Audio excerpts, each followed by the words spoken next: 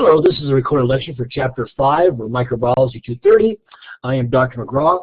Chapter 5 deals with the control of microbial growth, which is the next step. We've learned microbial genetics, we've learned the DNA sequencing and the mechanism of all that in the previous two lectures. And now we're going to look at how microbes grow. What's the control of that process? How do we limit that control? And that's what we're going to do in this particular lecture. Hold on a minute. So, a glimpse of history. British medical journals say that British physician Joseph Listerine, if you ever, it comes from, that's where Listerine comes from, lived in 1827, 1912, saved more lives by the introduction of his system than all the wars of the 19th century together had sacrificed. So Lister revolutionized surgery and induced methods to prevent infection of wounds. Now it's really interesting that he started that early in that process, but it was Dr. Sinclair during the Civil War who made this brand new discovery that if he just washed off the table between surgeries from one soldier he was working on to another, that the incidence of post-surgical infection would be less. So though Dr. Lister had said that this was important, basically in the early or late 1800s, early 1900s, it wasn't really introduced. And then Dr. Sinclair during the Civil War said, just wash your hands, you wash the area, then you'll reduce the infection. And we've known that almost, if you think about it, almost for 100 years. The interesting thing has happened now, of course, or more than 100 years. The thing that's happened now is that one of the biggest issues in hospitals, believe it or not, is getting people to wash their hands before and after doing certain events or between patients. That's the biggest effect. If you think of JACO, Joint Commission on Accreditation of Healthcare Organizations, JACO says that one of the biggest issues when they come in and inspect a hospital is that the hospitals are not properly hand washing. Even today, in today's world, it's still the major cause of cross infections between patients and staff. Pretty interesting. So Lister was revolutionized surgery, as we said. Impressed with Pasteur's work, he wondered if minute organisms might be responsible for infections. And he used carbolic acid, which is phenol, which is very destructive, directly onto damaged tissues, which killed the tissues, by the way, but also prevented infections, strangely enough. It improved the methods further by sterilizing instruments and maintaining a clean operating environment. This is way back at that time. And so even then, when Dr. Sinclair during the Civil War made the same result. In fact, there have been multiple people who have identified this throughout history in the late 1800s, early 1900s, and yet in the year 2017, we're still wrestling with getting people to do this. So glimpse of history until late 19th century, patients undergoing even minor surgery were even at greater risk of developing fatal infections because physicians did not know their hands could pass diseases from one person to the other. I guess they thought they had godlike capabilities, and they would not do that. They don't understand airborne microbes could affect open wounds, and so modern hospitals use strict procedures to avoid microbial contaminations. Most surgeries are performed with relatively safety in today's world, but the problem is still on the floors, getting people to, as I said, to actually wash their hands properly. The approaches to control, there are principles to control. We have sterilization. Sterilization is removal of all microorganisms. And a sterile item is free of microbes, including endospores and viruses. But it does not consider prions. And that's interesting because sterility used to mean, before the advent of prion infections, that it meant that no organisms were growing on this given article or surgical equipment. Now we're finding that prions may or may not be present or could be present in that process. So we're still wrestling with that even now.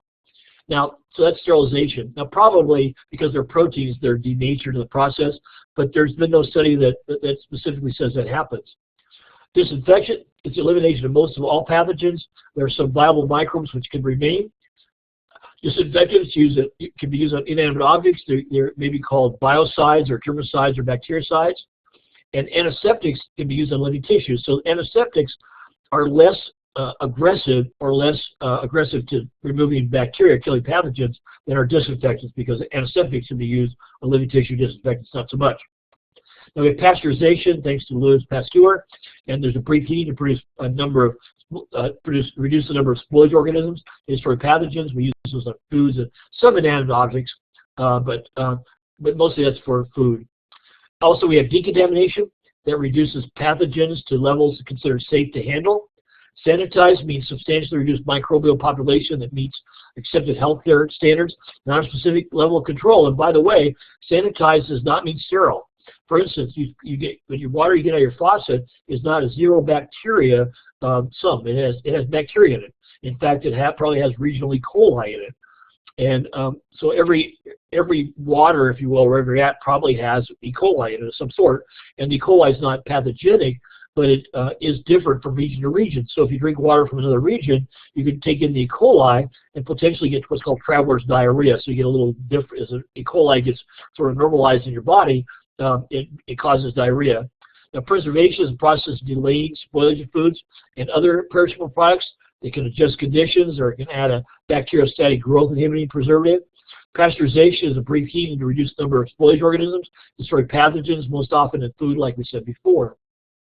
Now, approaches to control, they have to have situational considerations. For instance, microbial control methods depend on what you're going to work on and where you're at and what level you require. Pretty different between working in a kitchen and doing surgeries or working in pharmaceuticals. So very different environments depending on what we're talking about. In daily life, washing and scrubbing with soaps and detergents achieves the routine control.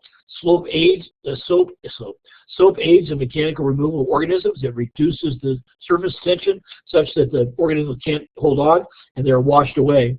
Beneficial skin microbiota reside deeper on underlying layers of skin and hair follicles, and they're usually not adversely affected by regular use. Now, when you have these handy sanitizers, they kill off those other organisms. And so the benefit you have of the E. coli in your mantle on your skin, I mean, staph epidermis, staph epi on your skin may not be as helpful.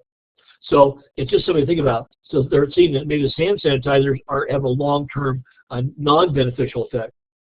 So hand washing with soap and water is the most important step in stopping the spread of many infectious diseases. If I can underline that, put that in red, make it in big blinking lights, tattoo it on your chest, that's what I would do. So if you get in the clinical world, this is number one. And if you just think every time you see a patient, anytime, wash your hands before and wash your hands after, then that would be an effective means of controlling not only diseases from patient to patient, but diseases from the patient to you. So just something to really consider. In hospitals, minimizing the microbial population is very important. There's a big danger of hospital-associated infections, or nosocomial infections is another term you'll see. Patients are more susceptible to infections because they're in a weakened state. They have to undergo invasive procedures like surgery. So pathogens are more likely found in a hospital setting, in feces and urine, respiratory droplets, bodily secretions. And instruments have to be sterilized to avoid introducing the infection in deep tissues. The prion relatively is a new concern, but again, difficult to destroy, and we're not sure if these sterilization methods we're using, the autoclaves, is doing that. Now, microbiological laboratories, they routinely work with microbial cultures, and they use rigorous methods of control. Most eliminate microbial contamination in both experimental samples and the environment, and there's careful treatment both before sterile media and after sterilized cultures and waste. And there's aseptic technique is used to prevent contamination of samples of the cell from the laboratory. And CDC guidelines for lab working with microbes says biosafety levels range from BSL-1 to BSL-4.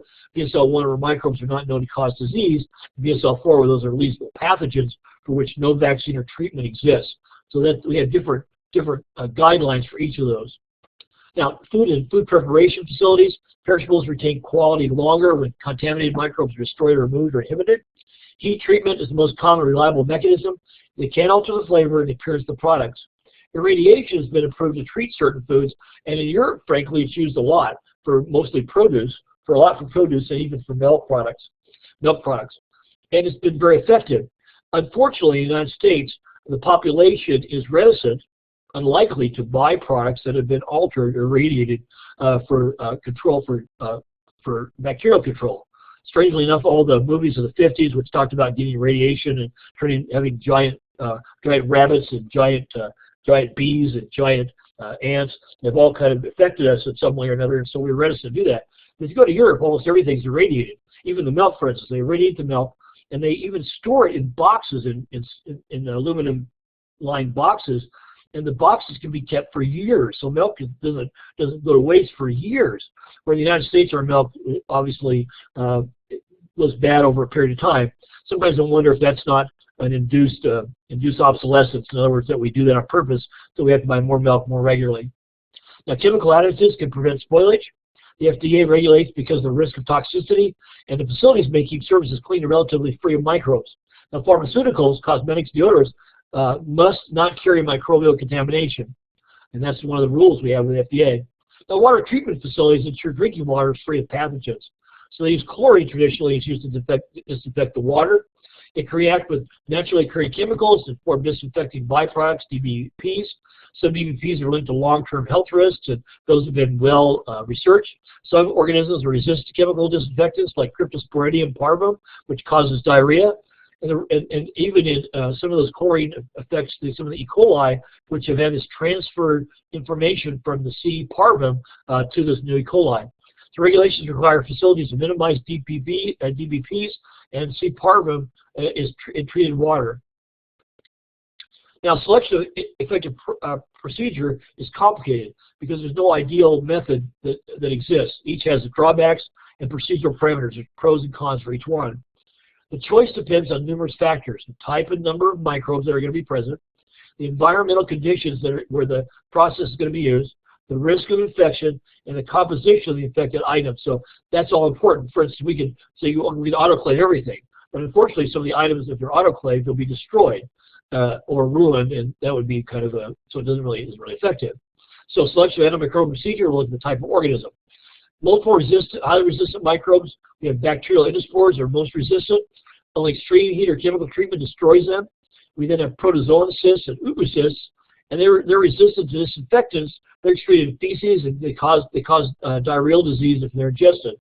Believe it or not, most of our GI tract diseases are fecal to oral. That means somebody is eating the poop from somebody else, and so that's where all those come on. Mycobacterium species, remember Mycobacterium causes leprosy as well as tuberculosis. Waxy cell walls make the resistance to many chemical treatments sort of difficult. Pseudomonas species are resistant to and can actually grow in some disinfectants. Pseudomonas aeruginosa is the bane of respiratory therapists.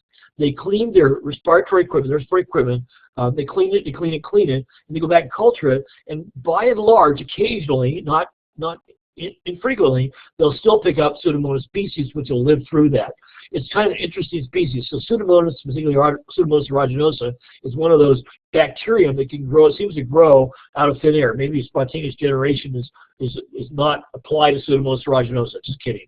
But it's kind of interesting how it is able to reinsert itself into an environment. We also have non-envelope viruses, which lack the lipid envelope, and they're far more resistant to disinfectants. So these are just the type of microbes that play a part in that.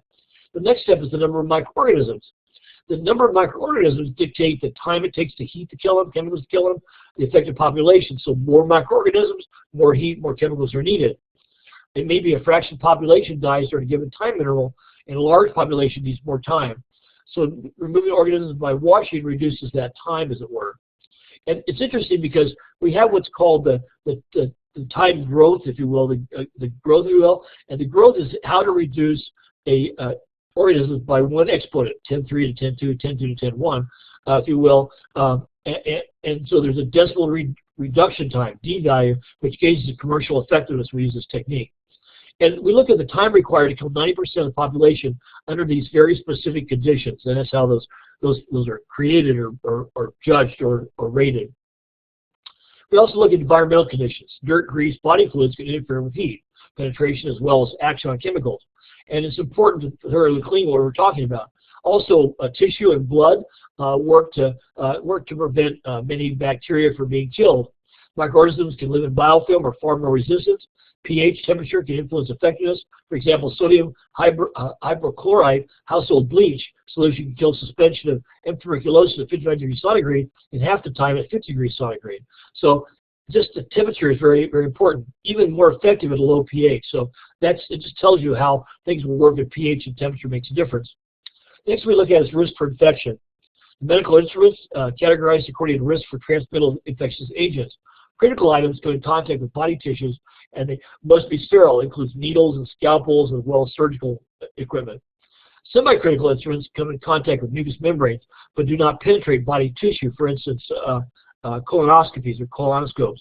They enter the rectum, if you will, and go in the colon, but they're semi-critical instruments. They don't really break the skin, hopefully. Must be free of viruses and vegetative bacteria. A few endospores are blocked by the mucous membranes and include endoscopes and endotracheal tubes that will fall in that area. We also have non-critical instruments. They could contact broken skin only. They have a low risk of transmission, for instance, countertops and stethoscopes and blood pressure cuffs. So they have the criticality of being disinfected regularly are pretty low. Now, I'll take that back a bit in that what we're seeing now is blood pressure cuffs, which are being used in patients in the hospital. Patients will be given their own disposable blood pressure cuff throughout their stay.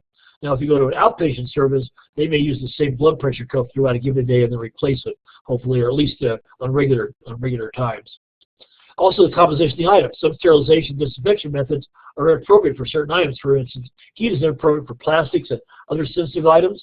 Irradiation provides alternative, but it damages some types of plastics. So moist heat and liquid chemical disinfectants can be used to treat moisture-sensitive materials.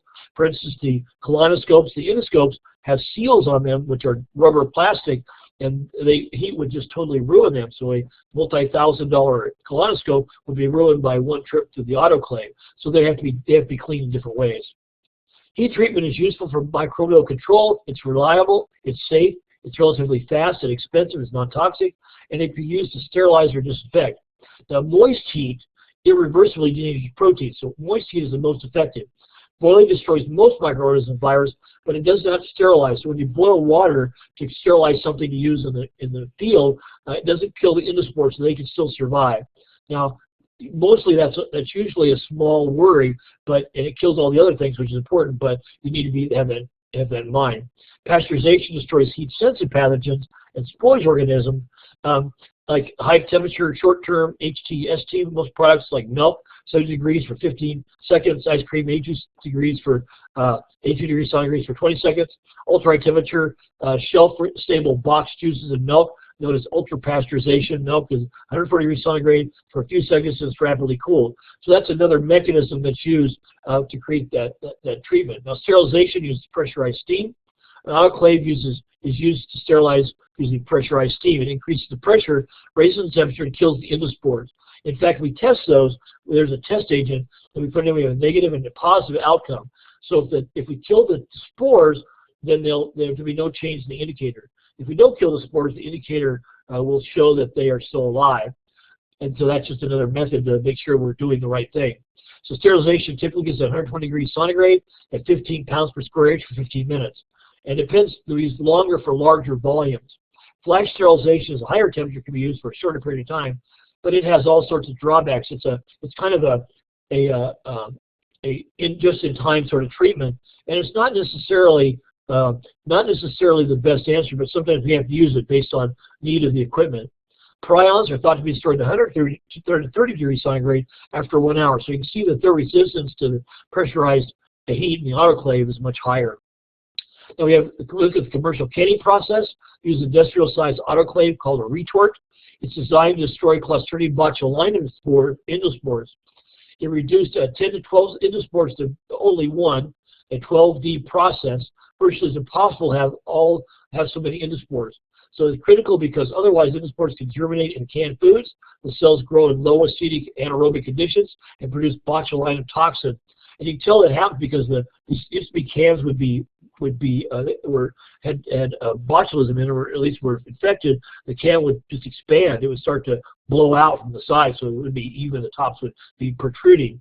Endospores of some thermophiles can survive, and those are usually not a concern because they only grow at temperatures well above our normal range, so we don't worry about those so much, and they're usually not pathogenic. Now, dry heat is less effective than moist heat. It takes longer time to create the approved outcome, the optimal outcome. Higher temperatures necessary, for instance, 200 degrees centigrade for 90 minutes versus 121 degrees centigrade for 15 minutes. Hot air ovens oxidize cell components, they degrade protein. We use those for glass and powders and oils and dry materials. Now, incineration is a very effective method of dry heat sterilization. Unfortunately, it destroys everything we put it to. So it oxidizes the cell to ashes, uses to destroy medical waste and animal carcasses, and laboratory inoculant loops sterilized by flame. So it really works, but it's not very good for using for equipment. Now, for some materials, they cannot withstand that heat treatment. We have to use different techniques. For instance, filtration retains bacteria. Filtration of fluids used extensively, like a membrane filter, has a small pore size of 2 nanometers to remove bacteria that's very thin. We have depth filters, which are thick porous filtration of material like cellulose. It has larger pores, electrical charges trap the cells. And we use filtration by air, like high-efficiency particulate air, like HEPA filters, which remove nearly all the microbes from the air. We use those a lot in some of our hoods when we're working with bacteria, and we want to make sure that the bacteria don't become aerosolized or release in the air. The radiation is electromagnetic radiation. It's radio waves, microwaves, visible, and ultraviolet light, X-rays, and gamma rays. And the energy travels in waves. There's no mass to that. And so the wavelength inversely proportional with frequency, and high frequency has more energy than low frequency. And so we see that as it falls within that spectrum. Now, ionizing radiation can remove electrons from atoms. The gamma rays and X-rays are important forms. They destroy the DNA. They damage cytoplasmic membranes, react with oxygen, produce reactive oxygen species, and the high-energy gamma rays are used to sterilize heat-sensitive materials, so they're generally used for packing. They're approved for use on foods, although consumer resistance in the United States has really limited their use. In Europe, they're used a lot. The FDA has approved for species of dried herb, or spices and dried herbs, fruits, vegetables, and grains, insect control, pork for parasite control, and poultry, beef, lamb, and pork with bacterial control. So we use it, but if we use it on foods and vegetables, we have to say that that's what was done. Ionizing radiation we use to sterilize them, and many people will not pick that particular product. Ultraviolet radiation destroys microbes directly. It damages the DNA. It's used to destroy microbes in the air, water, and on surfaces, but it has poor penetrating power. Thin films or periods can limit their effect, and it cannot kill microbes in solids or turbid liquids. So most glass and plastic will block their effect. Most must be carefully used since damaging to skin and eyes. Microwaves are killed by generating heat, not directly. Microwave ovens heat the food unevenly, so some cells can survive in that process. Now, high pressure is used in pasteurizing of commercial foods, for example, guacamole. It avoids the problem with high temperature pasteurization, employs high pressure at 130,000 pounds per square inch, and destroys microbes by denaturing proteins and altering the seropermeability. Now, in products will maintain the cover and flavor associated with fresh foods, so it has been effective, but only with certain things. This is a good look at the physical methods used to destroy microorganisms and viruses, and I'll have you take a look at that. I won't go through that again because we've already kind of wandered through that before. Now, using chemicals to destroy microorganisms and viruses, we have to look at the potency of germicidal chemical formulations.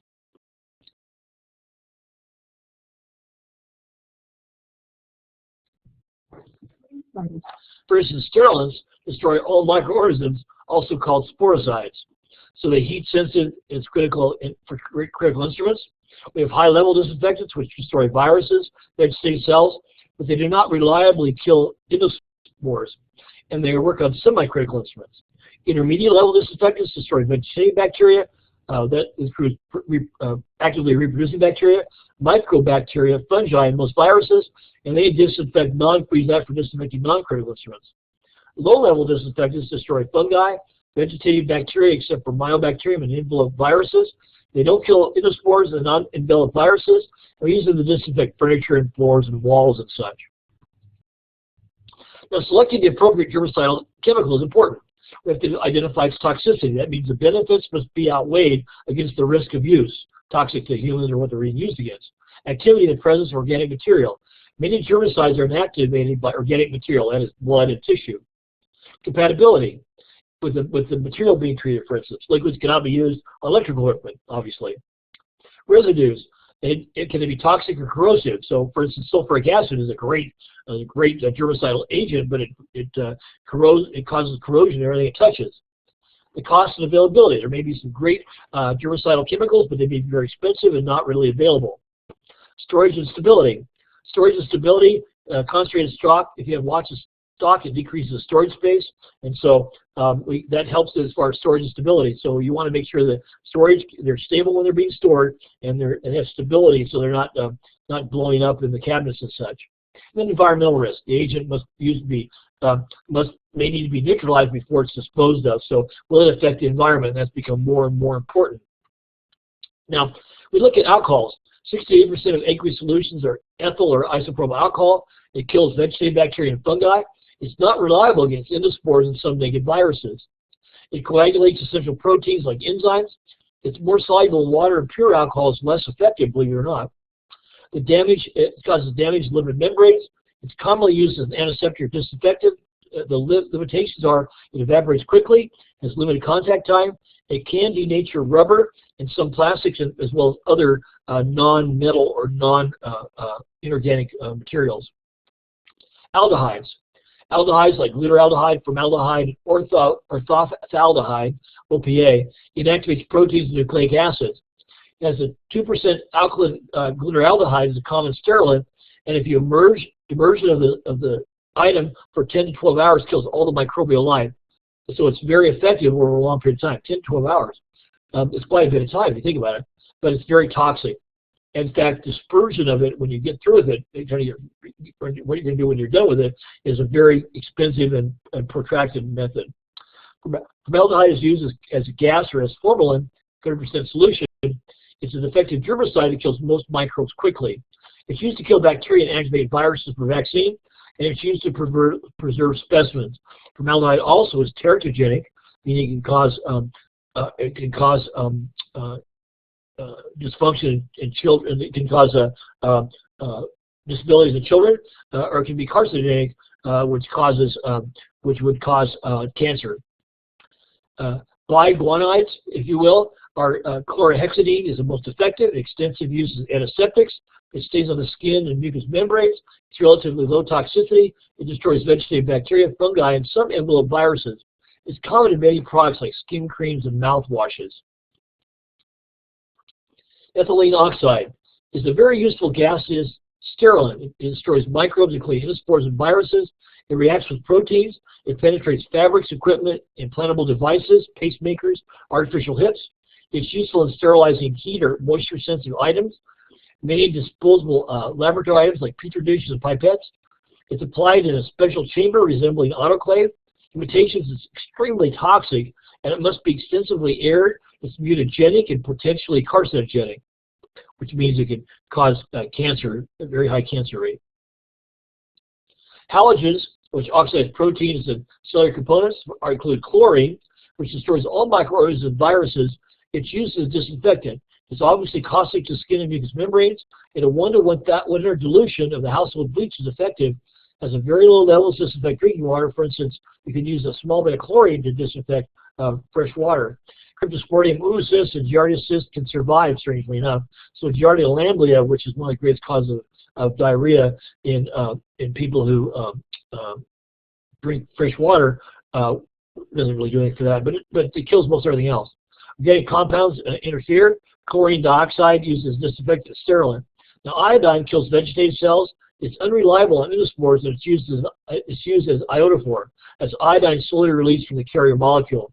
Pseudomonas species can survive in a stock solution. So you can take Pseudomonas aeruginosa, put it directly into a full dilution or a straight dilution of iodine, and it will continue to live. Now, some metal compounds are used, and they combine with sulfhydryl groups of proteins. So high concentration are too toxic to be used medically. Though we did inject people with powdered gold at one time. We used that to control rheumatoid arthritis. We found that if we injected gold, believe it or not, we take this gold solution and had little particles of the gold would sort of aggregate towards the joints that were inflamed, and then it would stop the antibodies from breaking down those joints. It had some effect. So high concentrations are too toxic to be used medically most of the time. Silver can be used as an antiseptic for creams and bandages. Silver nitrate eye drops are given at birth to prevent Neisseria gonorrhea. We don't use as much silver nitrate as we use other antibiotics sometimes. We have other ones we use. And so it was replaced by antibiotics. Silver nitrate was the standard and was legally required to be used to prevent Neisseria gonorrhea infections and those kind of things. Now, compounds of mercury, tin, copper, and others were once widely used as preservatives. And so the problem is we've seen that the side effects of those, so that it's in industrial products now, prevent microbial growth and recirculating clean water. Extensive use led to environmental pollution, and now it's strictly regulated. For instance, thimerosal was a common added element which had mercury in it to eye drops for people that had contacts, and so it's kind of irritating. I learned early when I wear contacts, and I learned early that I couldn't use it because it made my eyes look red. I looked like a spaniel, but they've taken most of those out, and they become thimerosal proof, as it will. Ozone is oxygen to the third. It's unstable form of oxygen. It decomposes quickly, so it's generated on site.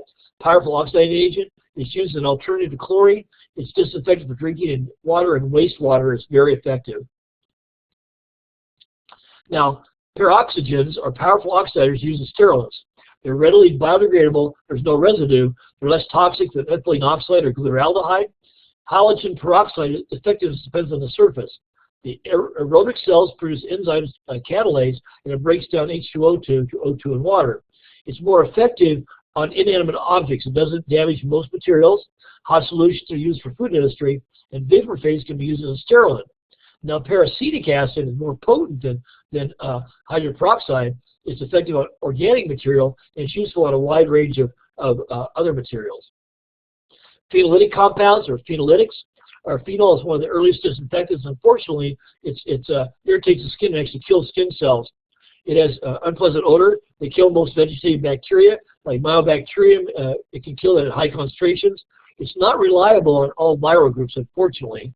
It destroys the cytoplasmic membranes and DNA proteins, has a wide activity range, reasonable cost, remains effective in present detergents, organic contaminants, and it leaves an antimicrobial residue.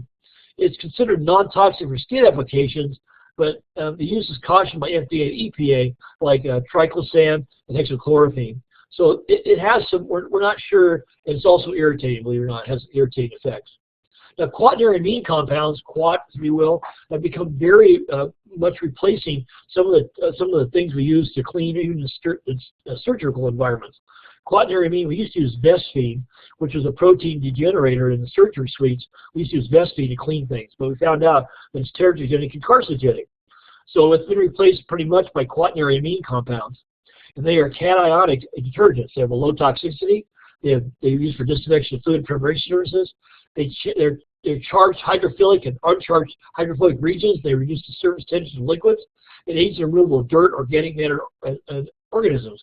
Most household soaps and detergents are anionic, if you will.